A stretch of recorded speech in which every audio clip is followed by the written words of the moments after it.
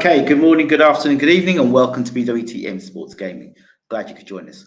So, reaction video, Chris Eubank versus Conor Benn, or Conor Benn versus Chris Eubank Jr., however way you want to announce it, has been announced. It's official. Spoke about it a couple of days ago.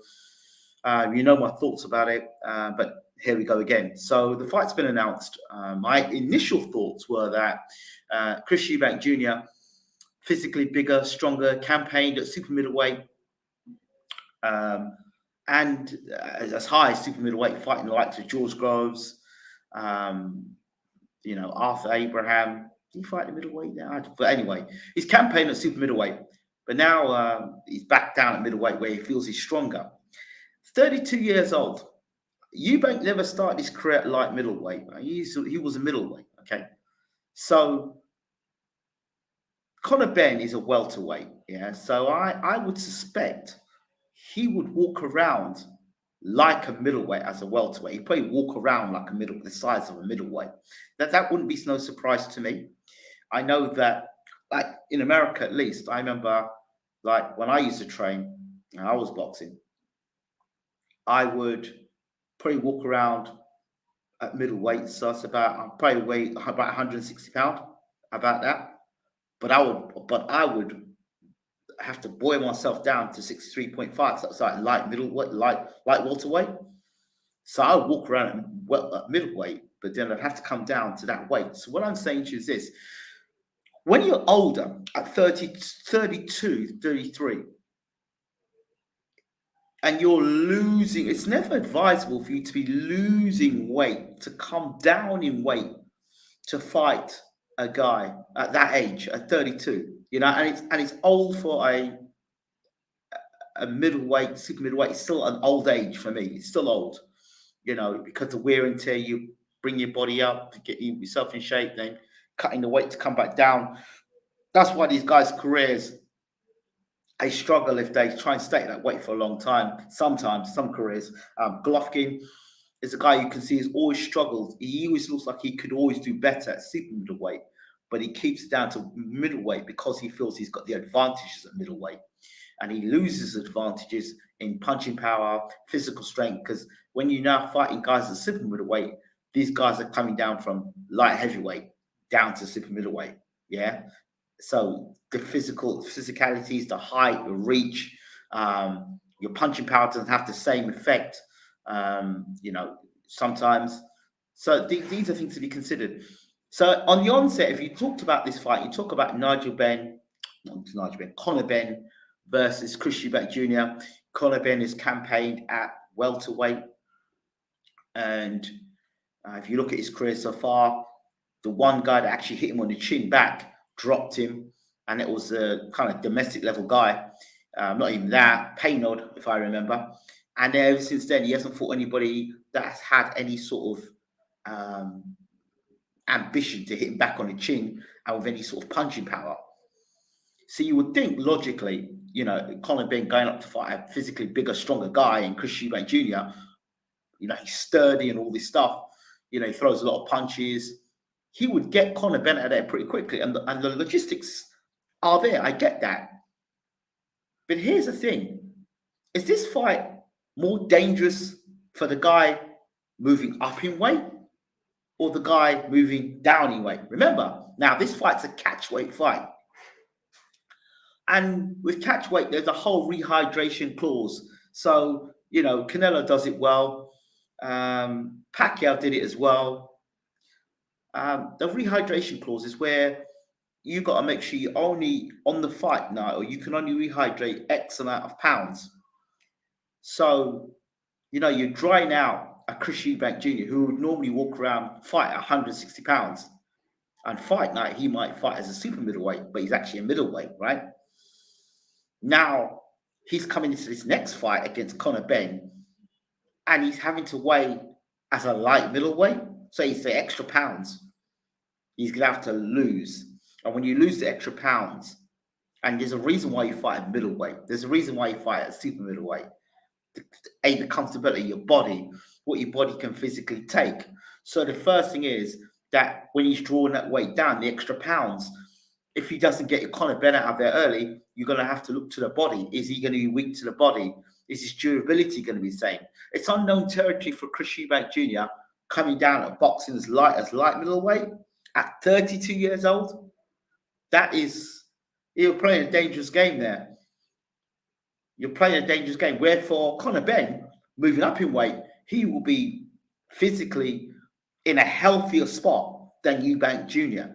That's my concern about this fight now. That they're losing the extra pounds to come down at that age, at 32 or 33, coming down now in weight. And if Eubank Jr., and he's a consummate pro in that sense, you know that he's always going to, you never see Eubank out of shape. He's always in shape. But there's a reason why he's probably always in shape. And where is he able to, he was able to do the super middleweight division. Going up is different than coming down. And I'd rather be the guy moving up in weight and putting the weight on and getting physically stronger and having to eat. I'd rather want to have to eat more and give my body more than eat less and take away from my body. So I don't know what Eubank Jr. we're going to see in there. If we're basing it on the Eubank Jr. that's for at middleweight, the strong Eubank Jr., no catch weight, then I don't think Conor Benn stands much of a chance. But at catch weight, we're hearing now. And we don't know the real, we don't know about the hydration clause, what exactly the rehydration clause is, and whether that stacks in the favor of Conor. And I don't understand, why would Conor Benn take this fight? What's the point? Eubank Jr. is not a world champion. What does Eubank Jr. have to offer? So you beat him. Are you going to start campaigning at middleweight? Are you going to fight Golovkin in your next fight? Is that what you're trying to tell us? Why are you taking this fight? What is it you've seen in Chris Eubank Jr. that's made you feel you can have him? What is it? Or is it just a one-fight thing where, you know, well, okay, Conor's moved up, daring to be great. But are you daring to be great?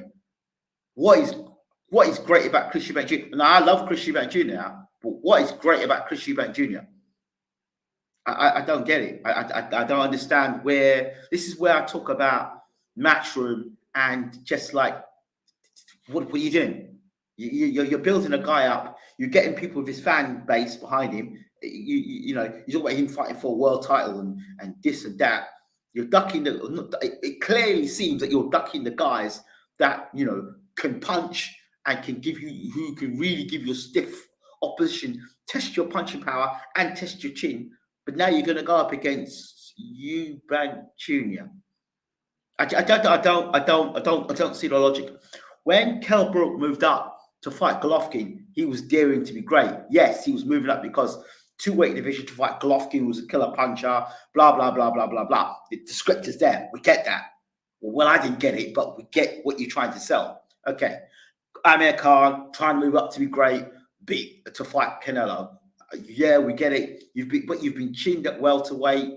Yeah, you chinned at welterweight, so like you're gonna get chinned again at middleweight. It's just when you're gonna get chinned, and you're fighting Canelo. Great, you've got the fast hands, but it doesn't matter. You've been chinned by guys before, regardless of your hand speed, a la Danny Garcia. So now you're gonna fight Canelo. You're daring to be great, but it was suicidal. We knew it was suicidal from the start. Only those guys that believed that Amir Khan's hand speed was gonna beat Canelo, those guys were giving Khan a chance, you know. So now we have the situation with Conor Benn. But the difference between those two fights, Canelo, as we know, as Khan quite said, he said, I didn't expect him to come in that big. Canelo was probably weighing the size of a cruiserweight that night. And maybe Khan at best may have been a middleweight. So even a middleweight versus a cruiserweight, and you get blasted by one right hand like that, you're in trouble. Again, Golovkin versus Brook moving up, and he may have been a middleweight in the night, but Golovkin weighing on night may have been like a light heavyweight. Do you see that? So you're eating to make the weight. where these guys are already on the weight and they're going to be moving up when they rehydrate on night, the rehydration clause. So now Conor Benn's going to move up, and the rehydration clause might suit Conor, and he might be healthy on the night, where Chris Eubank Jr. may look healthy on the night, but might not actually be as healthy weight-wise. So I don't know why they are taking this fight. To me, it seems suicidal, but when you look at the situation with the rehydration clause, and you know, people talk that there's this talk around the boxing scene, you know, people talk in gyms, and you know, does he struggle to make the weight? Or people would say, nah, mate, he's a middleweight, but at middleweight, it's not a piece of fat on him. It's not a piece of fat on him. So if you bring him down to like middleweight, now you'll drain him. And that's where you get intel from. So people look at Eubank Jr. and go, there's no meat there. If he just dropped down to like middleweight, he'd be drawn. So he may look good on the scales, but the way he would rehydrate in a normal fight, he'd rehydrate in this fight. And again, that is my concern. So that's my thoughts on the fight. Yeah, the fight is signed, sealed, and delivered. I think it's October 6th at the O2 Arena in London. So let me double confirm that for you in terms of the date. I'm not confirming. See again, Ben. Let me get you for Ben. This is Eubank 2. Yeah. Let's see. It's the news. It's sealed on pay-per-view. There you go. October 8th, I believe. October 8th. So, yeah, October 8th. So where are we now? Late July, August, September, October. So you've got time to get yourself in shape.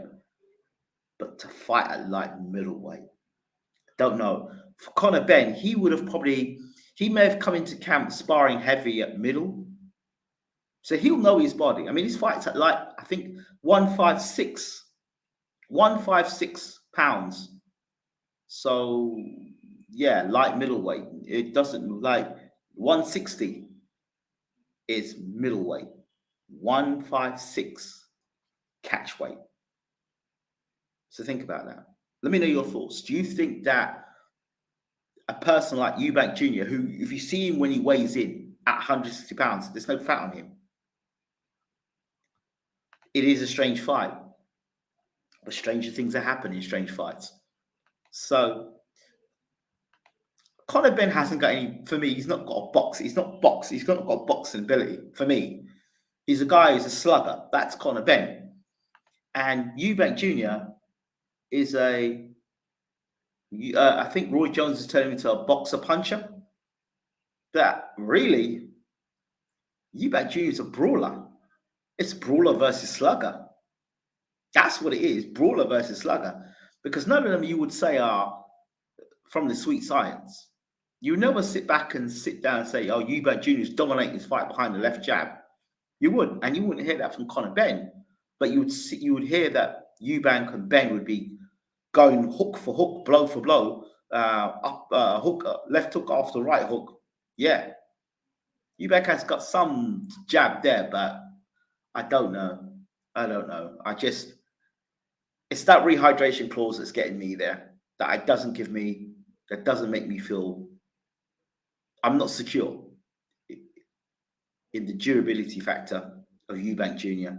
to body shots, particularly, because that's what I'd be saying. Listen, if I'm trading Conor Benn, I'm saying, right, that guy is going to be drained. Go to his body. And you might not get him in the first 4 or 5 rounds. First 5 rounds, he might have something. But take him to the second half of the fight. That's where the problem will be. You say you think that Eubank will do the weight well. He does middleweight well, but look at Eubank's body. And straight away, look at his body. There's no fat in the body, like I explained. So when he's taking that weight down, he may get to the weight okay. Remember Oscar De La Hoya when he fought Manny Pacquiao? You know, he hadn't fought at 147 for a while. He went up to fight at 154 and then 160 when he fought Hopkins. And then Pacquiao brought him down, not only to 147, but he was meant to come in at 142 or 143 catch weight. And that's what people forget about the Oscar De La Hoya fight. So De La Hoya looked good, but he was a shell of himself in that fight. And that was the reason why. Because De La Hoya brought himself down to weight at the age that he was, and it wasn't good. So it's not the fact that he'll make the weight. It will be, to me, I'm Eubank Jr. saying, get him out of there quick. This fight can't go no more than 5 rounds. And if you start fast, yeah, and you have drained yourself at the weight, right? So your tank is not the same. And then when you get hit to the body, you don't take the punches the same way. See, that's why this fight now becomes more intriguing. It's not about doing the weight well. It's you being effective on fight night. Will Eubank Jr. be effective enough on fight night against a guy who's coming up in weight and might have the advantages coming in? Let's talk about it in the comment section. Thank you all as always. This has been BWTM Sports. This video was inspired by Ring Gang TV. He was watching my FIFA and said he missed out on me doing the daily video. So I'm doing this quickly before I shoot out to work. Right, I'm out. Don't forget to rate, subscribe, leave your comments, and consider becoming a member. Thanks again. Very quickly, it says here, there's no real rivalry between the two sons. No real beef between Conor and Eubank Jr. Build it will be interesting to see. I feel the dads will make the press conference interesting. Yes, I said before, it's the dads that's going to make it, not the sons. So, yeah. Let me get out of here. Thank you so much for your comments. If you haven't already, please do hit the subscribe button and like. And we'll see you soon. Take care.